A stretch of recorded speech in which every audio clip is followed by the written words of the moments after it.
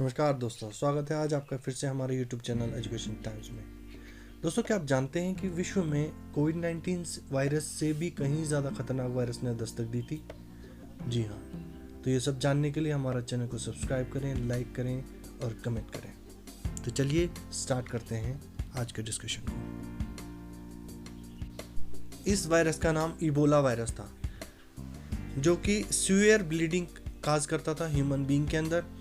उसके बाद organ failure होता था और फाइनली उस व्यक्ति की मृत्यु हो जाती थी।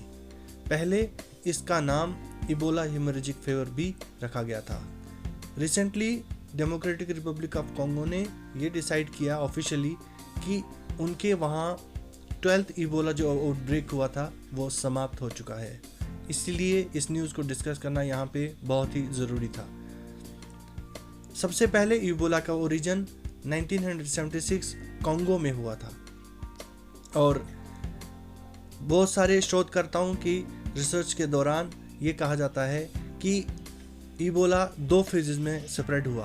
पहली फेज में इबोला ने 3 अफ्रीकन देशों को इन्फेक्ट किया, गयाना, लाइबेरिया, सेरिलियोन और ड्यूरिंग 2014-2016।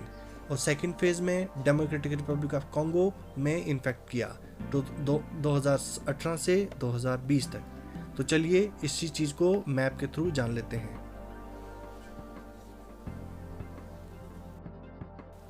अगर आप मैप को देख पा रहे हैं तो अफ्रीका के वेस्टर्न पार्ट में जहाँ पे रेड डॉटेड है वहाँ पे इस इन्फेक्शन का ओरिजिन हुआ था और उसके बाद सेंट्रल अफ्रीका जहाँ पे डेमोक्रेटिक रिपब्लिक ऑफ कॉन्गो है ये वहाँ तक स्प्रेड हुआ।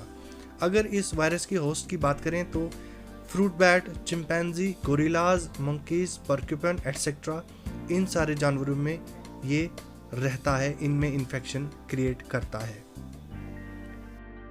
अगर इस वायरस की ट्रांसमिशन की बात करें तो ये वायरस ट्रांसमिट होता है वाइल्ड एनिमल से ह्यूमन बींग्स में और उसके बाद ह्यूमन बींग्स आपस में कांटेक्ट की वजह से इस बीमारी को, इस वायरस को सेपरेट करवाते हैं।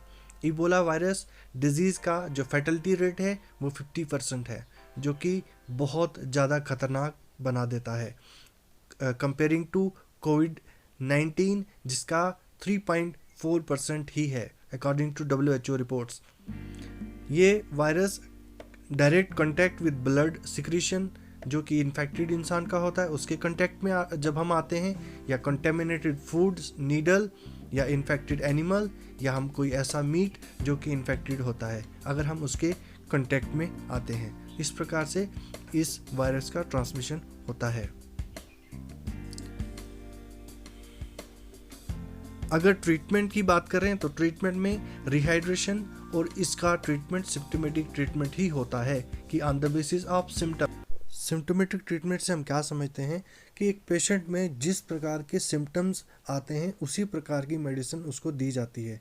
जैसे कि फीवर आया तो उसको फीवर की मेडिसिन दी जाएगी, कुछ और प्रॉब्लम आई तो उसी प्रकार की मेडिसिन उसको दी जाएगी।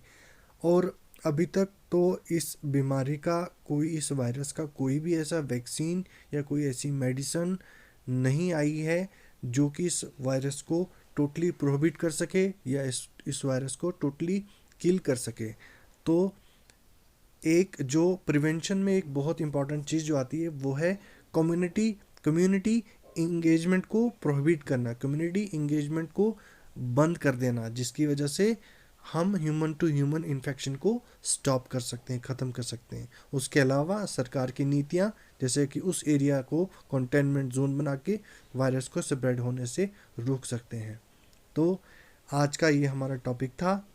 कल हम फिर आपके सामने हाजिर होंगे एक नए टॉपिक के साथ। तब तक नमस्कार, बाय बाय।